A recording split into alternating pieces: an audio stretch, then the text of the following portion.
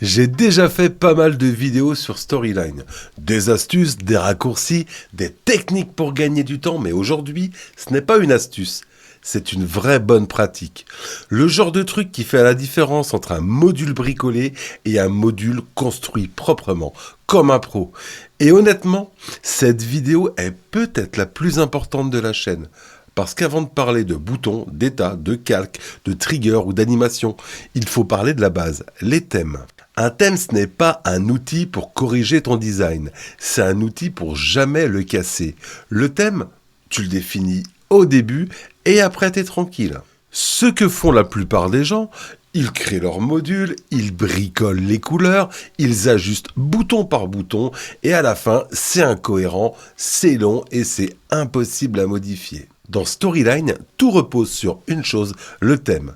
Mais attention, un thème, c'est pas juste des couleurs, c'est 3 éléments, des couleurs, des polices et des arrière-plans. C'est tout ça qui pilote ton design. Regarde, j'ai créé une slide avec un rectangle dans lequel j'ai mis un titre et différents carrés avec différentes nuances de couleurs, différentes teintes.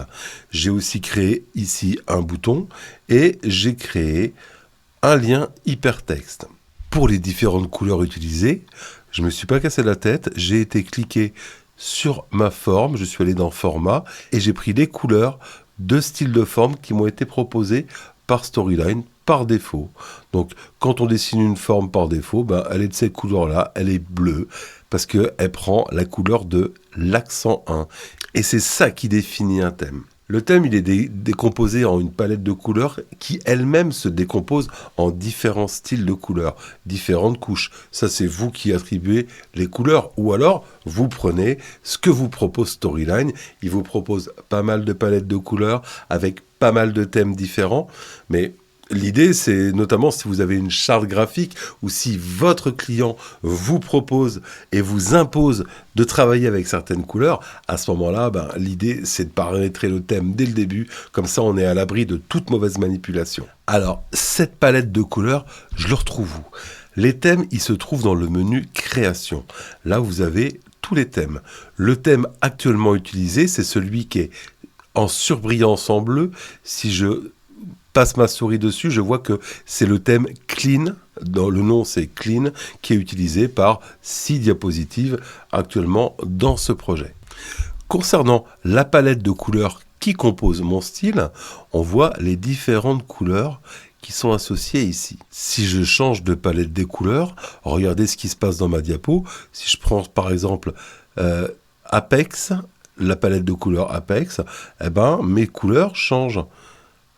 Là, c'est pareil, ici aussi. Parce que lorsque j'ai configuré ma couleur en faisant comme ça, en fait, j'ai associé cette couleur-là à un style de couleur, à la couleur, par exemple, accent 2, ici. Et donc, à chaque fois que dans une palette de couleurs, la couleur qui se nomme accent 2 change, mon accent 2 va changer. L'accent 3, en fait, accent, c'est mal traduit, il faudrait dire variante plutôt. C'est une variante 1, variante 2, variante 3 de la couleur principale. La couleur principale, c'est l'accent 1, c'est la couleur par défaut quand vous dessinez une forme. Mais alors comment faire pour modifier tout ça ? Vous avez une charte graphique à respecter, votre client vous a donné un nuancier de couleurs avec une police de texte à respecter et vous voulez être tranquille et dès le début de votre projet, consolider tout ça.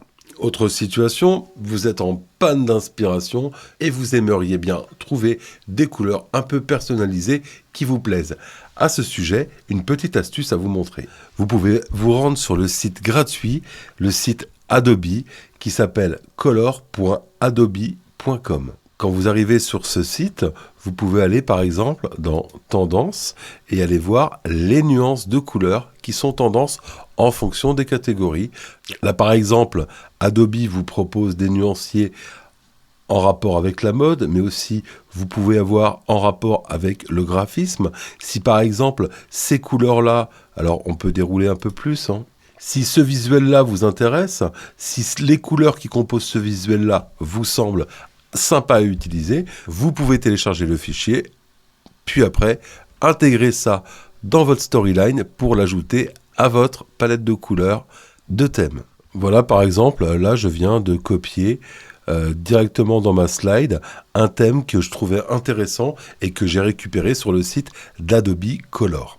Alors, comment faire, par exemple, si je veux modifier ma palette de couleurs? Donc, je vais dans Création, je vais dans Couleurs et je sélectionne Créer de nouvelles couleurs.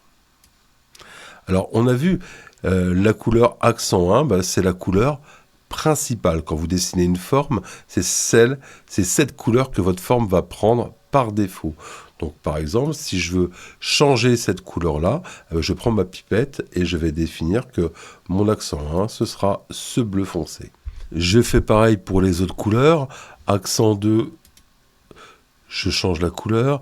Accent 3, je prends ma pipette et je vais sélectionner cette variante d'orange. Accent 4, je fais pareil. Je prends ma pipette et je sélectionne la nouvelle couleur. Bref, vous aurez compris, vous ajoutez les couleurs que vous voulez. Donc on l'a vu dans la palette de couleurs, en fait, l'accent 1, c'est la couleur par défaut des formes que vous allez créer, et même de beaucoup d'autres objets, et vous avez les différentes variantes ici. Pour le lien hypertexte, c'est pareil. Il y a la couleur par défaut. Bon, c'est la couleur du lien hypertexte. Je vous déconseille de la changer, mais si par fantaisie vous vouliez la mettre en rose, par exemple, mais vous pouvez totalement le faire. Alors, CTRL 1, c'est la couleur de surbrillance du lecteur. Je m'explique. Par exemple, je vais le changer, comme ça on verra mieux. Je vais mettre CTRL 1 en vert. Je fais OK, je vais par exemple dans une diapositive de quiz et je lance cette diapositive-là. Et là, vous voyez bien que la couleur de surbrillance, c'est la couleur définie dans CTRL 1. En ce qui concerne les autres couleurs, la couleur quiz correct, ça correspond à la couleur que va vous renvoyer le calque de diapositive de réponse correcte au quiz. La couleur du quiz incorrect, ça correspond au calque de retour incorrect d'un quiz. Personnaliser 1, c'est intéressant parce que personnaliser 1, c'est la couleur par défaut des boutons. Là, par exemple, mon bouton, il est bleu. On va le changer. On va prendre une autre couleur. Pourquoi pas aller reprendre une couleur de notre nuancier qu'on a téléchargé. On va prendre, par exemple, cette couleur-là. Et vous allez voir, quand je vais valider sur OK, en fait, toutes les couleurs là vont changer, puisque nous avons redéfini de nouvelles couleurs. Mais avant de valider, il est important de vous montrer aussi que les couleurs qui sont au-dessus définissent la couleur de l'arrière-plan. Par exemple, mon arrière-plan, je peux très bien le définir sur du gris, comme ça. Ça, c'est la couleur de mon arrière-plan, avec la couleur du texte sur l'arrière-plan et une autre variante, couleur d'arrière-plan avec couleur de texte. Je crois qu'on a balayé toutes les couleurs qui composent ces couleurs de thème. Il ne me reste plus qu'à changer le titre. Je vais l'appeler tutoriel. Et donc, je viens de créer un nouveau nuancier qui s'appelle tutoriel couleur. Je fais OK et regardez ce qui va se passer dans ma diapo. L'arrière-plan a changé, les couleurs des boutons ont changé, les couleurs des formes ont changé. Bref, j'ai appliqué complètement une autre palette de couleurs. Un thème, c'est aussi composé de polices d'écriture. C'est pareil, on peut modifier les polices ici. Je clique sur police. Alors, soit je peux prendre des polices qui sont déjà existantes, des combinaisons de polices qui sont existantes, ou soit je peux créer moi-même ma police de thème. Donc, je clique sur créer des nouvelles polices de thème et je peux définir, par exemple, que la police de l'entête, on va chercher une police particulière. Par exemple, pourquoi pas prendre Oswald semi-bold. Et puis, en police de corps de texte, je vais prendre du Oswald medium.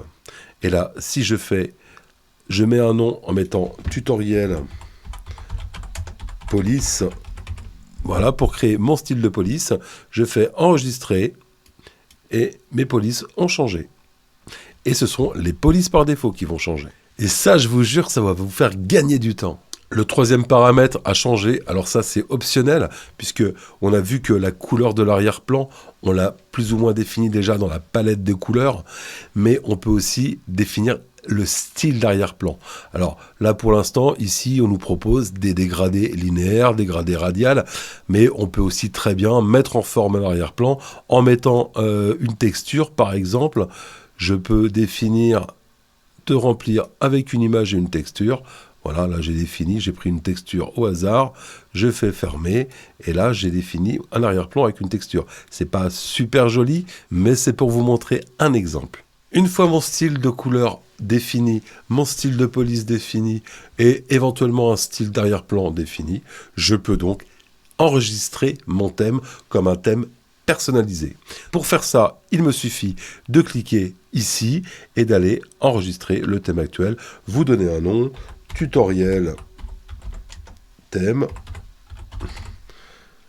enregistrer, et il apparaîtra directement dans les styles de thème, mais en personnalisé. Un bon thème, c'est déjà 80% du boulot. Donc si tu veux aller plus vite sur Storyline, commence par ça, c'est le plus important.